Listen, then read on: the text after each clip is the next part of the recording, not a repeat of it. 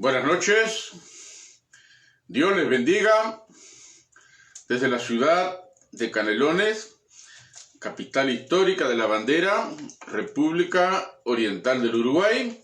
Le damos la bienvenida a un nuevo capítulo de la Ruta de la Fe. Les habla Luis Curvelo. En la noche de hoy vamos a estar finalizando este tema que hemos estado tocando en las últimas 5 transmisiones, las 6 con esta, el distintivo del buen pastor. Hemos mirado varias facetas en cuanto al distintivo del buen pastor. No hemos hecho estas transmisiones con el fin de desacreditar la labor pastoral, que ya de por sí en la República Oriental del Uruguay la labor pastoral es despreciada, minimizada, ignorada por completo, porque no se la reconoce como un ministerio público que afecta a la ciudadanía. En los comentarios populares, el pastor es peor que una bosta. Es la lacra más grande. Es lo peor de lo peor. Pero eso es porque uno toma como referencia los malos ejemplos que lamentablemente han surgido a lo largo y a lo ancho de nuestro país. Y uno se pregunta cómo es posible que en la iglesia que Jesús fundó haya malos ejemplos. Pero no tenemos que olvidarnos que nuestro Señor Jesús tuvo 12 apóstoles y uno le salió torcido. Cuando miramos la elección de Judas Iscariote junto con los otros 11 apóstoles, no me parece a mí que Jesús lo haya elegido a él para que Judas cumpliera la función que él cumplió, para que él tomara la acción que Judas tomó traicionando a Jesús y vendiéndolo por 30 monedas de plata, vamos a decir $30 en un lenguaje popular nuestro. Cuando Jesús eligió a Judas Iscariote, al igual que cuando eligió a Mateo, el cobrador de impuestos que metía la mano, lo que Jesús vio en Judas Iscariote fue un potencial que había en esa persona, como había en Mateo, el cobrador de impuestos, como un potencial como había en Judas el celote, que era un guerrillero tipo Tupamaro, que estaba en contra de la dominación del Imperio Romano. Cuando miramos la elección de Judas Iscariote no era peor que Jacobo y Juan, que pretendían sentarse a la derecha y a la izquierda del trono de Dios, y mandaron a su madre para que intercediera con Jesús, para que eso fuera efectivo. Cuando miramos la elección de Judas Iscariote no era peor que Pedro, una persona apasionada, impulsiva, avesada al lenguaje de los marineros, una persona atropellada, muy pasional, arrebatada, que no pensaba mucho. Pero sin embargo, nuestro Señor Jesús, cuando eligió a los 12, los eligió para que estuviesen con Él, para enviarlos a predicar y para formarlos como los futuros fomentadores del reino de los cielos. Y entre ellos estaba Judas. Cada una de estas 12 personas tenían cosas extremadamente negativas, como las tenemos también nosotros. Pero Jesús, al llamarlos para que estuviesen con Él en esos casi 3 años que le siguieron, Él los formó. Y entre ellos estaba Judas. Pero la intención de Judas, la decisión de Judas, fue sacar provecho de la animosidad general que reinaba en ese momento. Entonces lo vendió por $30. Personalmente tengo que decirle que he meditado mucho en este incidente y le doy gracias a Dios porque la Biblia registra en este incidente la traición de Judas Iscariote. Registra en este incidente un hecho que iba a ser característico en la historia de la iglesia. No recuerdo en qué siglo fue que se practicaba la simonía, es decir, la venta de los cargos eclesiásticos por el pago de un precio. Porque personas con mucho dinero se acreditaban, se compraban, mejor dicho, un cargo eclesiástico para ejercer dominio sobre la nación en la cual vivían. Siempre han habido malos ejemplos relacionados con las cuestiones eclesiásticas, pero también han habido muchísimos buenos ejemplos. De hecho, muchos de los descubrimientos de los territorios descubiertos fue gracias a los misioneros que, inflamados por el celo del Señor de ir a llevar la palabra a personas que no conocían, se fueron a tierras ignoradas, incultas, desconocidas, y muchos de ellos murieron y pagaron con su sangre para que se sembrara el Evangelio. Entonces no podemos hablar de los malos referentes diciendo que todos los líderes son malos referentes. No, señor, hay algunos. De eso hemos estado ocupados. Y junto con ello hemos intentado destacar el distintivo del buen pastor. En esta noche, para finalizar, un tema que no se agota aquí, sirviendo al buen pastor, sirviendo al príncipe de los pastores y la recompensa por nuestra labor. Dice en la primera carta de Pedro, capítulo 5, versículo 4: y cuando aparezca el príncipe de los pastores, ustedes recibirán la corona incorruptible de gloria. Y cuando aparezca el príncipe de los pastores, ustedes recibirán la corona incorruptible de gloria. Hay una recompensa para la labor pastoral. Pero esta es una recompensa que va a ser efectiva en nuestra vida, en la vida de aquellos que han consagrado todo su tiempo, todo su ser al ministerio eclesiástico en sus múltiples formas, porque no es solo ser pastor de una congregación.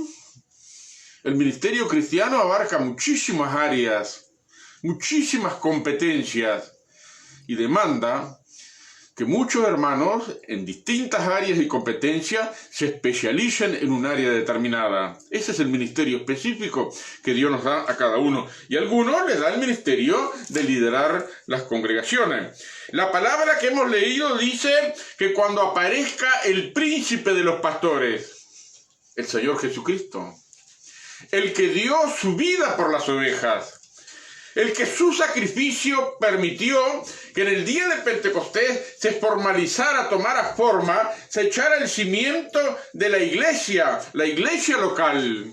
Y esa iglesia de Jesucristo que Él ganó con su propia sangre ha llegado hasta nosotros, la República Oriental del Uruguay. Cuando aparezca el príncipe de los pastores, recibiremos. Quiero que se grabe esa frase.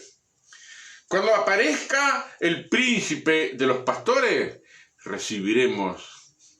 Cuando aparezca el príncipe de los pastores, vamos a recibir la corona incorruptible de gloria. Es decir, que nuestro premio no lo podemos esperar acá abajo, como algunos pretenden.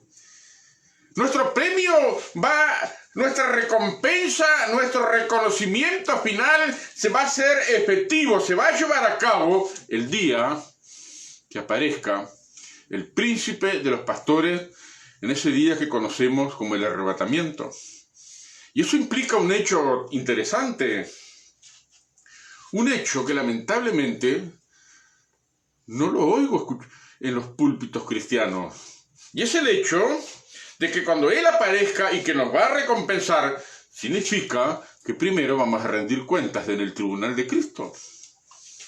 Cada uno de nosotros vamos a comparecer ante el tribunal de Cristo para dar cuenta de 3 cosas específicas que aparecen en el Nuevo Testamento, en el cual nuestro Señor Jesús dice que va a recompensar, va a galardonar, va a premiar la buena gestión del ministerio cristiano. La misión consagrada, la gestión consagrada a honrarlo a Él y servir a nuestros prójimos para hacerlos nacer de nuevo, para edificarlos, para prepararlos, capacitarlos, etcétera, etcétera, etcétera. Si vamos a rendir cuentas, cuando aparezca el príncipe de los pastores y ahí vamos a recibir aprobación o desaprobación, significa que no somos dueños de las ovejas. Administramos las ovejas. El dueño de las ovejas es el estanciero, nuestro Señor Jesús.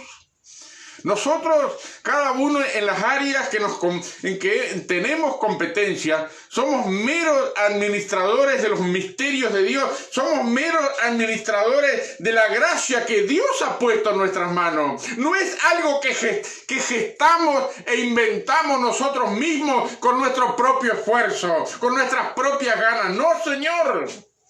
Es algo que Dios ha imprimido en nosotros por medio del Espíritu Santo. Entonces estamos administrando, no somos dueños. Y el problema de muchos líderes es que se creen dueños de la grey. Esta es mi iglesia. No, no es la iglesia. No es mi iglesia. Es la iglesia la cual el Señor Jesús ha ganado con su propia sangre. Ese es el reconocimiento que debemos tener cada uno de los líderes a lo largo y ancho de nuestra patria, que Jesús derramó su sangre, Él es el dueño de las ovejas. Nosotros entramos en las labores, fuimos puestos por Dios para administrar lo que Él ha puesto en nuestras manos. Entonces, en ese día vamos a recibir de parte de nuestro Señor Jesucristo la corona incorruptible de gloria. Así como tenemos que mencionar el hecho de que al recibir la recompensa vamos a rendir cuentas primero, también hay otro hecho. Es el hecho de muchos hermanos líderes de menor rango a lo largo y ancho del país que están distribuidos en muchísimas iglesias locales. Aquellos líderes de los anexos, aquellos líderes que trabajan y ministran en el área de la enseñanza donde nadie los aplaude, nadie los reconoce, nadie los palmea el hombro, nadie toca el tambor cuando vienen. Pero allí, cuando aparezca el príncipe de los pastores, vamos a recibir del Señor la corona incorruptible de gloria. Relacionado con esto tengo que tocar otro punto que ha sido tema en muchas ocasiones, que el profeta no tiene honra en su propia tierra. Algunos suponen que esta palabra que nuestro Señor Jesús expresó, que el profeta no tiene honra en su tierra, que significa que uno, cuando se levanta, cuando es levantado de parte de Dios, como portavoz de Dios, como ministrador de las cosas de Dios, que uno tiene que ir a otra tierra a ser profeta. Pero Jesús no dijo eso. Jesús no dijo que el profeta no va a ministrar en su propia tierra.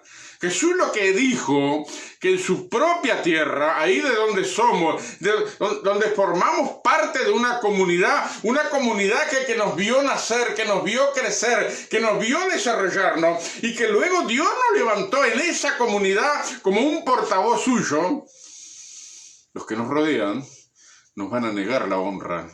Nos van a negar el reconocimiento, nos van a negar la diestra de comunión, como dice en el Nuevo Testamento.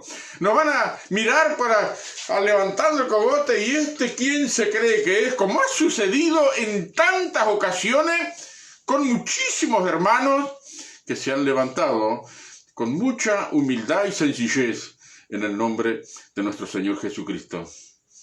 Y a estos que no son reconocidos, que no son aplaudidos, que no son tema de conversación, que no son los que generan expectativas en una comunidad, también a ellos nuestro Señor Jesús, cuando aparezca como príncipe de los pastores, de parte de Él vamos a recibir la corona incorruptible de gloria. Lo que tenemos que tener presente en este punto que estamos tocando es que la segura palabra de promesa garantiza que vamos a recibir una recompensa como resultado de nuestra labor. Y el que nos va a dar esa recompensa es el príncipe de los pastores. De manera que, mi querido hermano líder, si no tenés el reconocimiento, el aval, la comunión, el apoyo de gente del cual tú piensas que te tienen que apoyar, que te tienen que reconocer, pero no lo hacen, seguí adelante. Porque no servimos a los hombres, servimos al Señor Jesús. Lamentablemente hay mucha injusticia en los seres humanos. El área eclesiástica no escapa de que se cometan injusticias, porque somos injustos. Pero no olvidemos que nosotros servimos no a la institución donde estamos, donde formamos parte, no servimos a las personas, servimos al Señor Jesucristo y volcamos en el prójimo toda nuestra devoción que tenemos hacia Él, todo nuestro amor que tenemos hacia Él, todas las ganas de honrarlo a Él, lo volcamos en servir al prójimo en la iglesia local. Pero la promesa de nuestro Señor Jesús está asegurada como recompensa. En segundo lugar, este texto habla la corona incorruptible de gloria. El Nuevo Testamento nos presenta varias facetas de la corona. Por ahí la llama la corona de gozo. También la llama la corona de justicia. También habla de la corona de la vida. Y en este caso específico, Pedro habla la corona incorruptible de gloria. Si usted me pregunta a mí, bueno, ¿qué significa cada cosa de la corona? Mire, francamente le digo que no sé. No tengo cómo saberlo. Porque no hay muchos detalles. No hay muchas cosas que definan qué es una cosa y qué es otra. Lo que sí es seguro, el apóstol Pablo cuando estaba por partir, cuando ya faltaba poco para que fuera decapitado, en la carta que escribió a Timoteo, su segunda carta, él le dice, el tiempo de mi partida ya está cerca. He corrido la carrera, he guardado la fe. Por lo demás, me está guardada la corona de justicia, la cual el Señor juez justo me dará en aquel día. Pero no solamente a mí, sino a todos los que aman su venida. ¿Qué significa la corona de justicia? No lo sé. Mi infinitesimal conocimiento no le puede responder porque no lo sé. Pero hay una cosa que sí sé. Que esa corona que vamos a recibir, parecería que al mencionar tantas coronas, como que hubieran distintas categorías de corona, pero esa corona la vamos a recibir ¿de quién? De nuestro Señor Jesucristo. ¿Y sabe dónde la vamos a ostentar? ¿Dónde la vamos a usar? ¿Dónde la vamos a tener puesta como un sombrero? En la eternidad.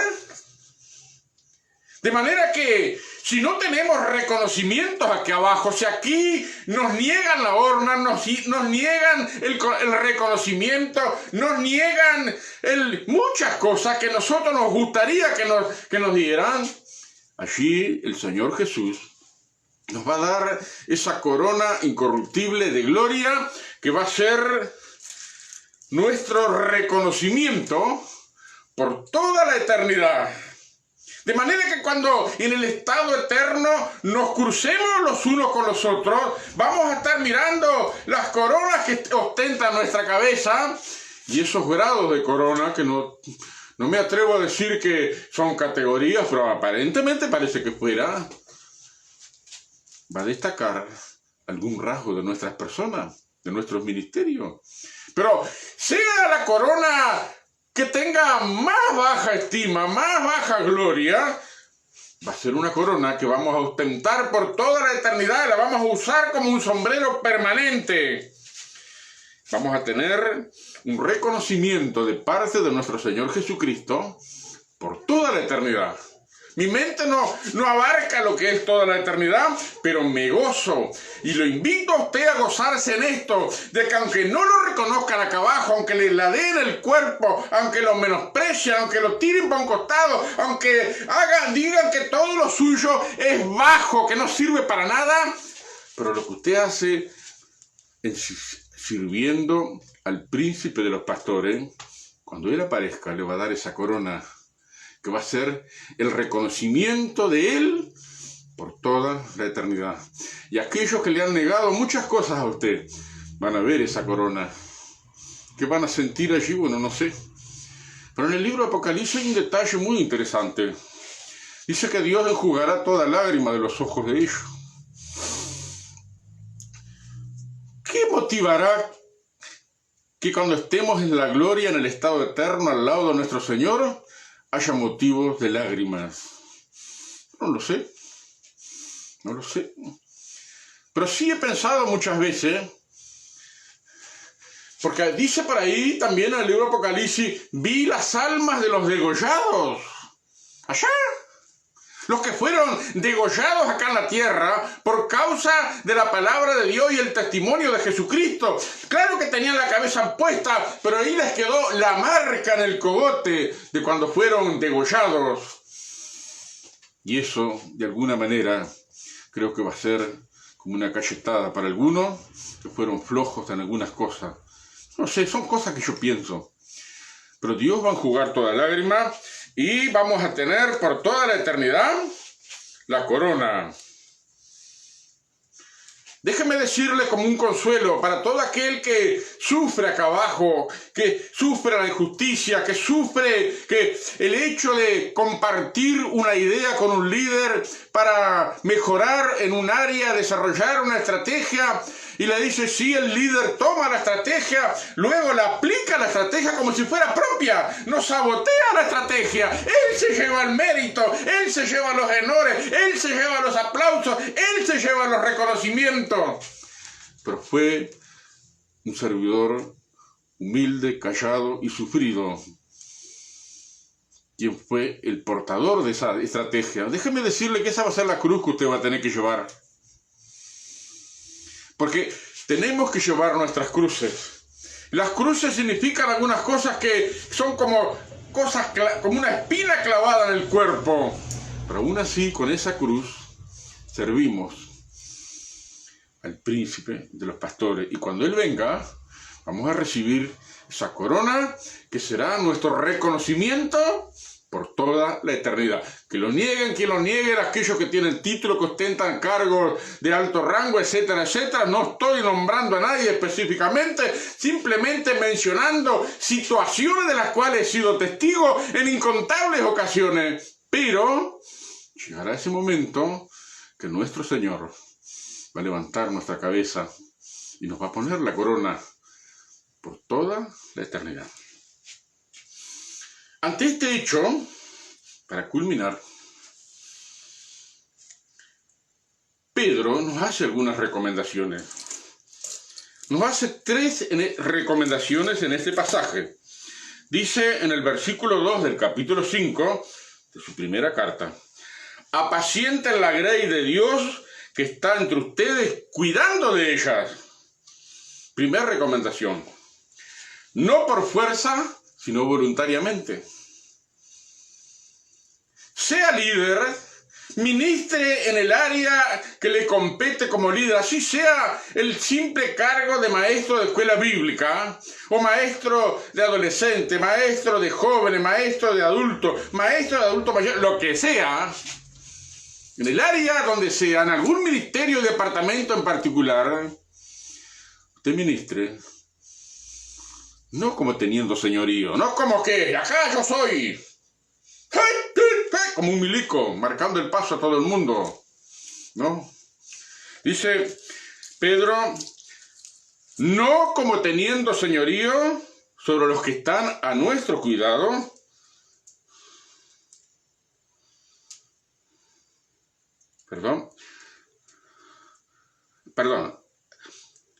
apacentar la grey de Dios que están ustedes, no por fuerza, sino voluntariamente. No imponiendo cosas, no usando la fuerza de nuestra posición para imponer. ¡Cállese la boca! ¡Usted tiene que hacer caso! Mire, lo he visto eso. Lo he visto. Dios nos ha dado algo en nuestras manos para que administremos. No para hacerlo a la fuerza. No podemos convertir a nuestros hijos al camino del Señor a la fuerza. Ellos tienen que entrar por su propia voluntad, tienen que recibir su propia convicción de pecado, tienen que tener su propio encuentro con el Señor. Lo mismo pasa con todos los hermanos de la iglesia local. No los podemos obligar a que hagan lo que nosotros entendemos que tienen que hacer, porque hay un proceso del Espíritu Santo. No es por fuerza, sino que es por el Espíritu de Dios, que nos ministra, que nos da la convicción, que produce en nosotros el querer y el hacer por su buena voluntad. No por fuerza, sino voluntariamente. No hacemos las cosas por obligación nosotros tampoco. Lo hacemos por voluntad propia. Porque queremos honrar a nuestro Señor Jesús, al que nos amó, nos limpió de nuestros pecados, nos sacó de las garras de Satanás, nos sacó de una vida perdida y arruinada en el fracaso, nos sacó de los vicios, nos sacó del escracho humano. Nos sacó de una vida sin dignidad y ahora nos ha dado la dignidad de hijos de Dios y servimos no por fuerza, sino voluntariamente. Segunda recomendación, no por ganancia deshonesta, sino con ánimo pronto. Estuvimos hablando el miércoles pasado acerca del asalariado.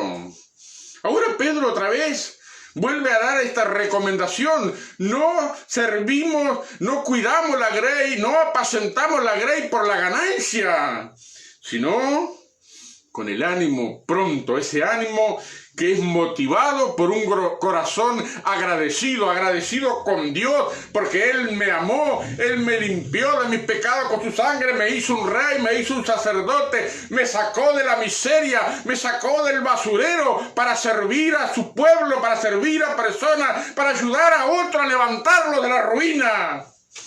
Hacerlo con ese ánimo motivado por el amor de Cristo que nos constriñe a actuar en su nombre y ser embajadores en su nombre. Y finalmente, la tercera recomendación, no como teniendo señorío sobre los que están a vuestro cuidado, sino siendo ejemplos de la grey. Ese es el gran problema de muchos líderes. Son patriarcas autoritarios. Miliquean a todo el mundo, porque se creen los dueños de las ovejas. Miren, el texto comienza así: apacienten la grey de Dios. Apacienten la grey de Dios. Repítaselo usted mismo pausadamente. Debo apacentar la grey de Dios. No mi grey, la grey de Dios. La grey de Dios dice que está entre ustedes, la cual nosotros estamos ahí apacentando, cuidando de ella, no como teniendo señorío, imponiéndole, usted haga esto, haga lo otro, haga aquello, como he visto que lo hacen, y lo han hecho, y los resultados han sido muy negativos. Porque a quién le gusta que se metan en la casa de uno, le revisen los cajones, le digan que tiene que quitar un cuadro, le digan que tiene que hacer esto, que tiene la otra, que no tiene que fumar, que no tiene que lo... Nosotros, hermano, dependemos de la gracia y la administración del Espíritu Santo. No podemos forzar, no tenemos la autoridad. Dicen, no como teniendo señorío, no somos los dueños. Somos administradores, trabajamos con voluntades humanas. Entonces, dicen, no como teniendo señorío, sino siendo ejemplos. No hablando el ejemplo, sino siendo el ejemplo en la vida cotidiana, en el desenvolvimiento, en el relacionamiento, en el vínculo que tenemos con las ovejas. Intentamos ser ejemplos de que en palabra somos personas de palabra. Acá en los uruguayos la palabra no vale nada, no vale nada. Muchas veces como pastor he faltado a mi palabra y me he arrepentido y lamentado tanto. Por eso es mejor no prometer nada. Pero aquello que uno dice que va a hacer, que uno empeñó su palabra y empeñó toda su vida en ello y su ministerio, entonces somos personas de palabra, somos ejemplos en las palabras. Y cuando uno es persona ejemplar en las palabras, lo que dice lo hace, entonces está generando un ejemplo para otros.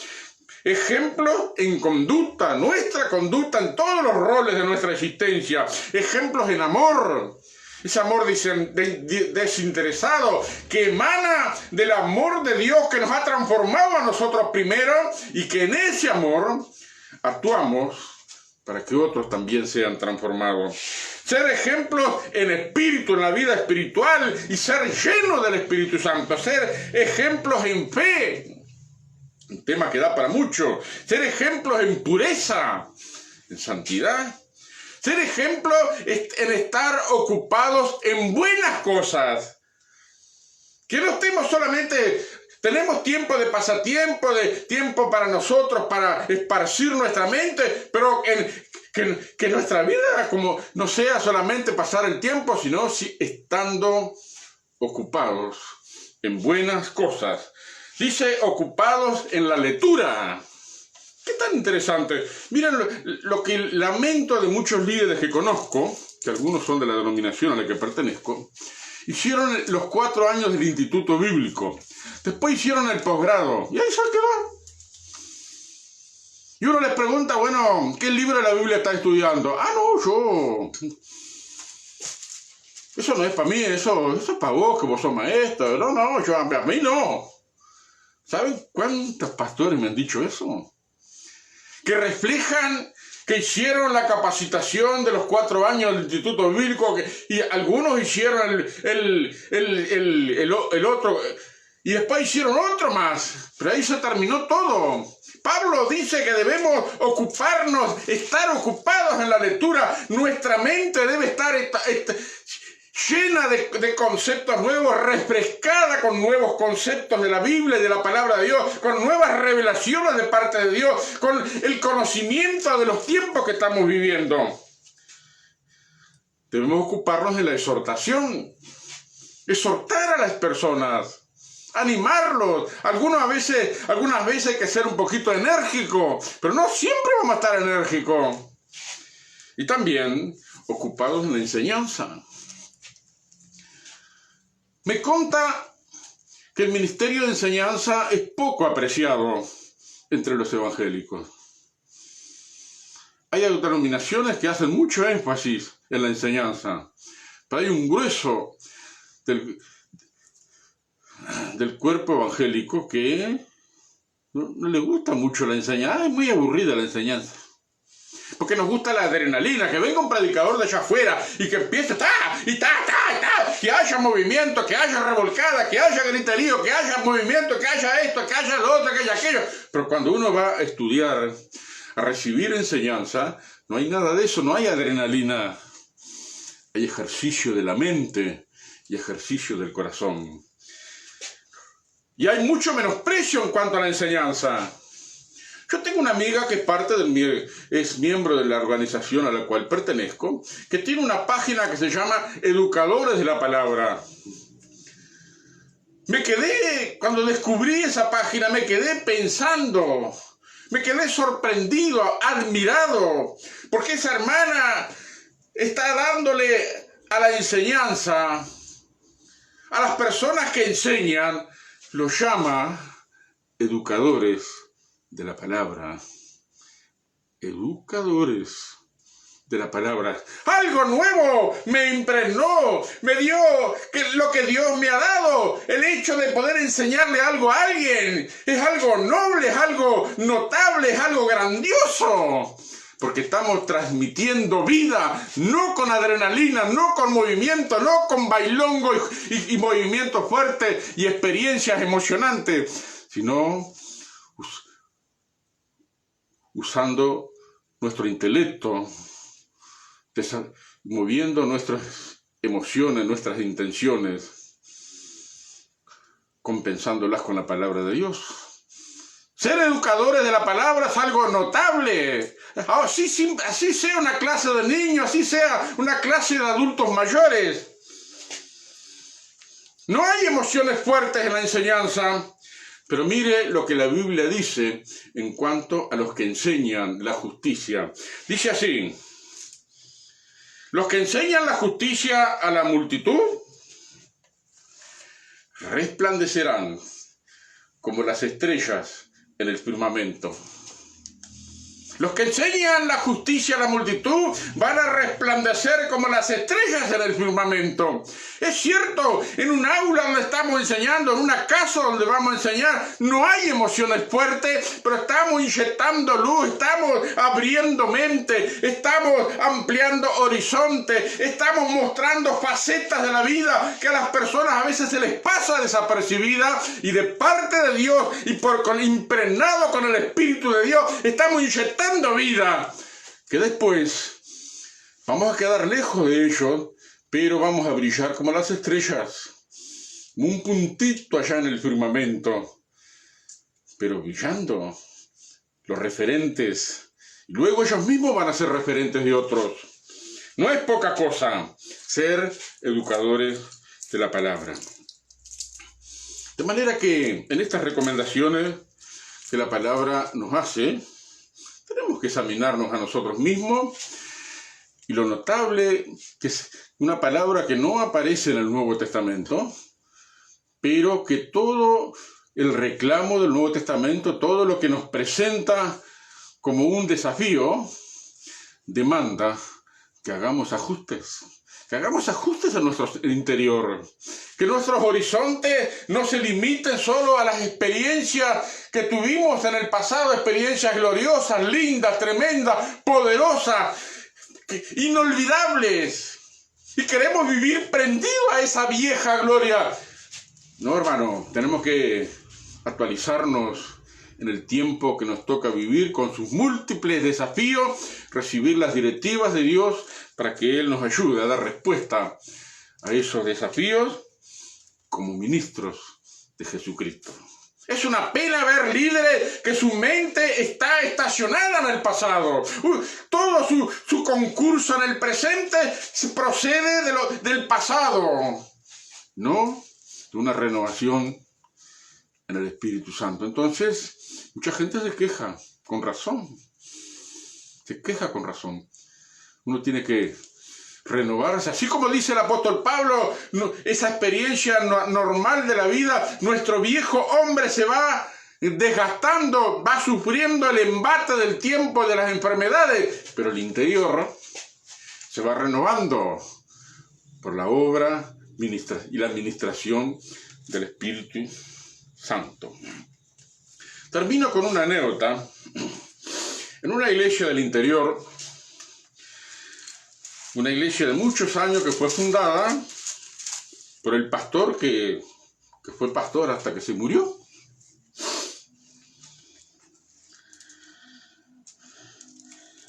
Y en un momento de su vida, cuando ya tenía como entre los 60, 70 años, por ahí cerca, tuvo una crisis espiritual.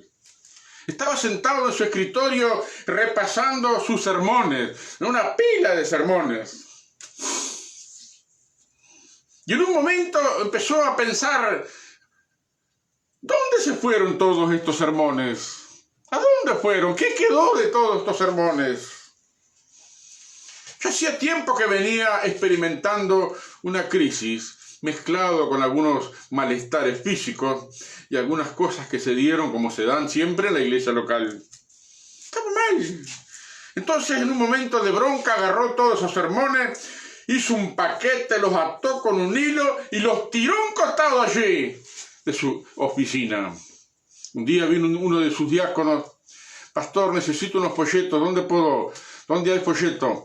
Dice, y el pastor le dijo, vaya a mi oficina y allí va a encontrar todos los folletos que quiera. Lléveselos todos si quiere. Y el diácono fue, llamó la atención a eso, de llévelos todos si quiere. Y cuando entró a la oficina el pastor, bueno, encontró los folletos, pero allí tirado en el suelo, encontró ese paquete. Y allí arriba de ese paquete había una frase que el propio pastor había escrito. ¿Dónde se han ido todos estos sermones? Y el diácono se quedó mirando eso y empezó a repasar en su mente algunos incidentes que se venían dando con su pastor. Dice, mi pastor está mal. Tiene algún problema. Y agarró aquel paquete de sermones, lo puso arriba de su escritorio y usando papel y lápiz del escritorio el pastor escribió una carta. Más o menos la carta decía así porque no me acuerdo de toda. Pero decía así, pastor, usted pregunta, ¿a dónde se fueron estos sermones? Yo le pregunto a usted, ¿a dónde se fueron los rayos del sol y la lluvia del cielo que ha caído? ¿Acaso no se ha desparramado por la tierra, no ha hecho madurar las frutas, no ha producido alimento para la humanidad? Usted pregunta, ¿dónde se fueron sus sermones? Fueron sus sermones los que nos hicieron conocer a Cristo como nuestro Salvador. Fueron sus sermones los que enderezaron nuestros pasos. Fueron sus sermones los que iluminaron nuestro camino. Y fueron sus sermones los que nos sostuvieron en nuestra hora de mayor dolor. Y así siguió escribiendo. El pastor, cuando leyó eso, empezó a llorar. Fue un momento de crisis, de depresión, de desánimo. Después se levantó. Querido hermano líder, si no recibe usted el reconocimiento que a usted le gustaría recibir, que no se olvide que cuando aparezca el príncipe de los pastores, usted va a recibir la corona incorruptible de gloria. ¿En qué consiste esa corona? No sé. Pero esa corona que usted va a usar en la eternidad como un sombrero, va a ser el reconocimiento de Dios por toda la eternidad. Y todos van a ser testigos de ese reconocimiento que Dios va a hacer de su persona. Que Dios les bendiga, que Dios les fortalezca, que Dios les ayude a examinar su vida en la presencia de Dios, su ministerio, actualizar sus cosas, ser entendido en los tiempos que estamos viviendo. La palabra de Dios no cambia, el Evangelio no cambia, el Espíritu Santo no cambia, cambian los desafíos de los tiempos. Y eso es lo que tenemos que dar respuesta de parte de Dios. Mientras tanto, tengamos presente que los que están a nuestro alrededor no nos van a recompensar. Nos va a recompensar el príncipe de los pastores. Quiero intentar cantar un himno que me parece a mí que debe ser nuestro himno de batalla, nuestro himno lema. Así como en la República Oriental de Uruguay tenemos nuestro himno, el himno nacional que tenemos nuestra identidad en ese himno y que nos habla de los sacrificios que se hicieron para que nuestra patria fuera formada y pudiéramos disfrutarla como la estamos disfrutando hoy. Y cuando cantamos el himno nacional, entonces estamos identificándonos como uruguayos, como residentes de esta gran nación, y estamos recordando el sacrificio que en el pasado se hizo para que hoy nosotros podamos gozar de la libertad en la República Oriental de Uruguay. Ese es el himno nacional, entonces evoca estas cosas. Y pienso que este himno, que me encanta, tiene que ser nuestro himno lema. No estoy muy bien de mi garganta, pero voy a intentar. No soy cantor, canto mal, pero voy a intentar hacerlo lo mejor posible. Y el himno es Firmes y adelantes, huestes de la fe. Voy a intentar cantar, no todo porque no me va a dar la voz. Firmes y adelante, huestes de la fe, sin temor alguno, que Jesús nos ve. Jefe soberano, Cristo al frente va, y la regia enseña, tremolando está, firme hacia adelante, huestes de la fe, sin temor alguno, que Jesús nos ve. Muévese potente la iglesia de Dios, de lo ya glorioso marchamos en pos. Somos solo un cuerpo y uno es el Señor, una la esperanza y uno nuestro amor. Firme hacia adelante, huestes de la fe, sin temor alguno, que Jesús nos ve. Tronos y coronas pueden perecer, de Jesús la iglesia constante ha de ser, nada en contra suya prevalecerá, porque la promesa nunca faltará. Firme hacia adelante, huestes de la fe, sin temor alguno, que Jesús nos ve. Dios les bendiga. Nos vemos la semana próxima, Dios mediante. Muchas gracias por vuestra atención.